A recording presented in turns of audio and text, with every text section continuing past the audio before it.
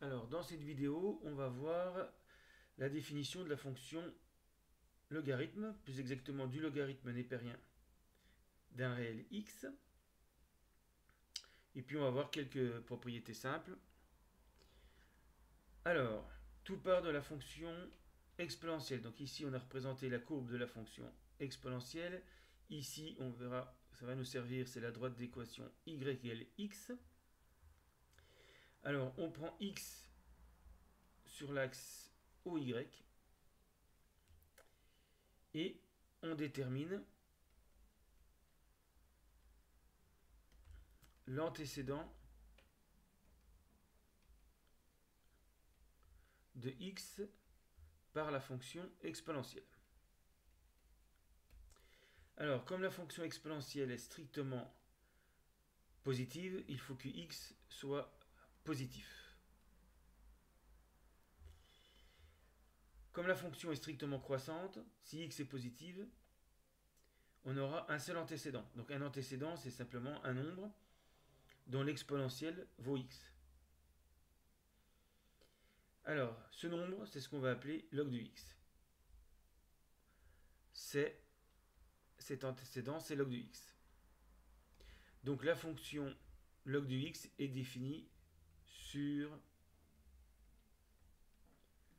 0 exclu plus l'infini, puisque x doit être positif.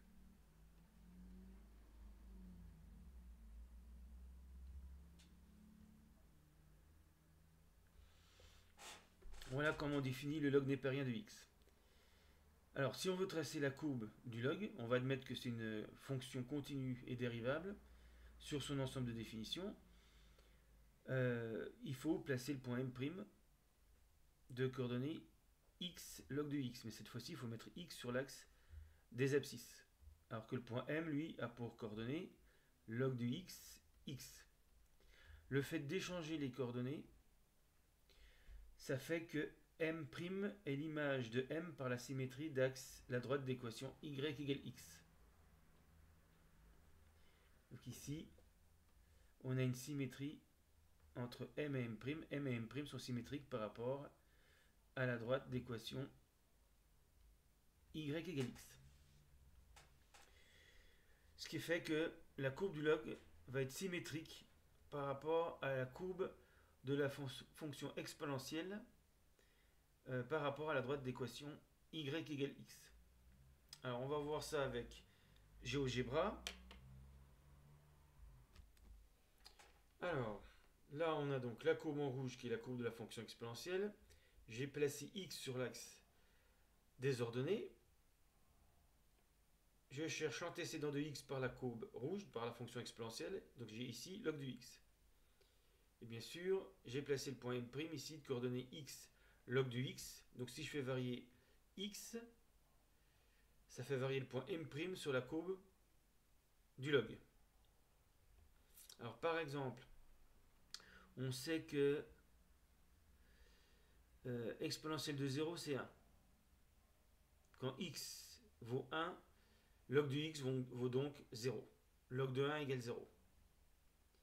Si je mets ici e, quand x vaut e, c'est-à-dire quand ici j'ai 1 sur l'axe des abscisses, l'exponentielle de 1, c'est ce qu'on appelle e, c'est environ 2,7. Et donc inversement, log de e, ça sera 1. Ensuite, si je vais jusqu'à ici, un peu plus de 7, log de 7,2, c'est à peu près 2. Parce que l'exponentielle de 2, c'est 7,2. Alors dans les négatifs,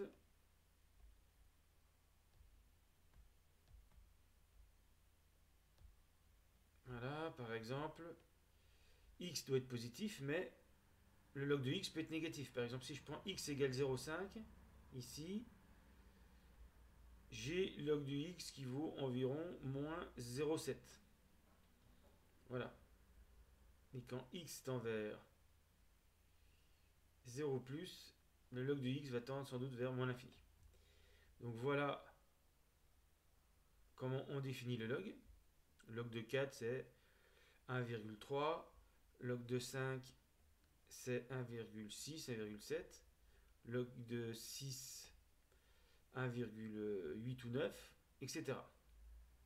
Alors maintenant, je vais visualiser la courbe du log. Il suffit de laisser la trace pour le point M'. Donc, je déplace de nouveau X et M' laisse sa trace. Et en fait, c'est ça la courbe du log. Et donc, comme M' est symétrique par rapport à M,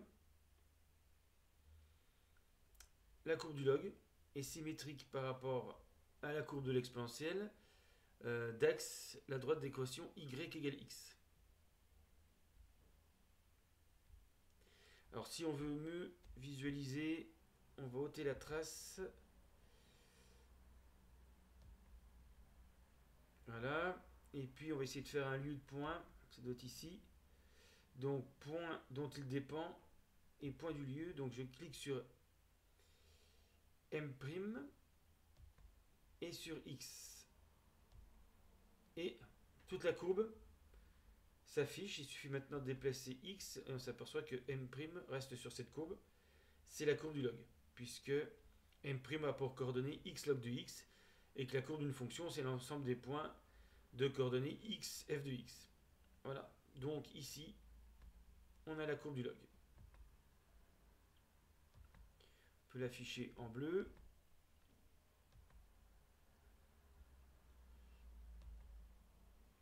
Voilà.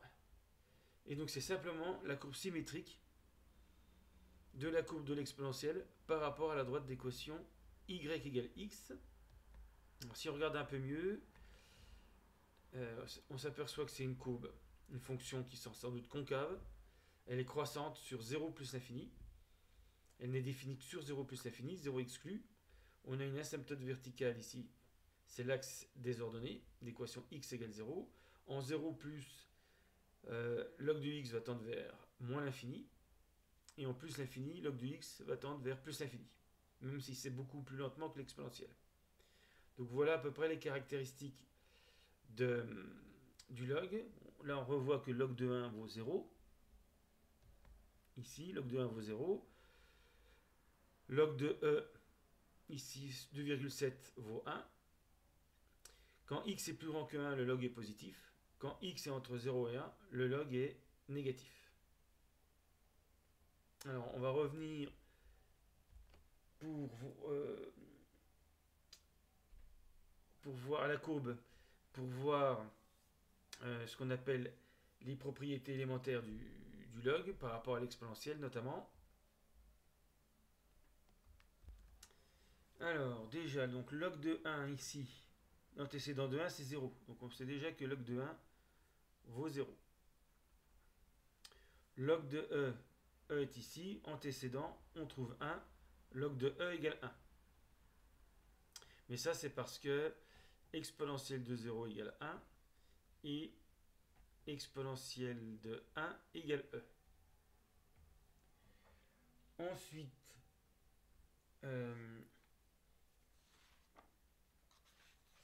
donc y égale log de x. Ici, je peux l'appeler y. Ça veut dire que exponentielle de y égale x. Et c'est équivalent. Voilà, et puis le point M' de coordonnées x log de x est symétrique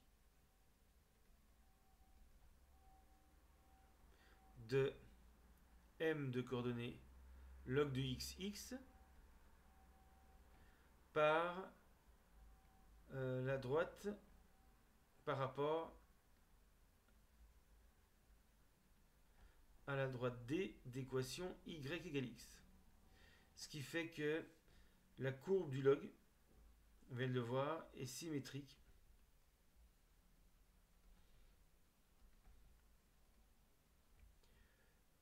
à la courbe de l'exponentielle par rapport à cette droite.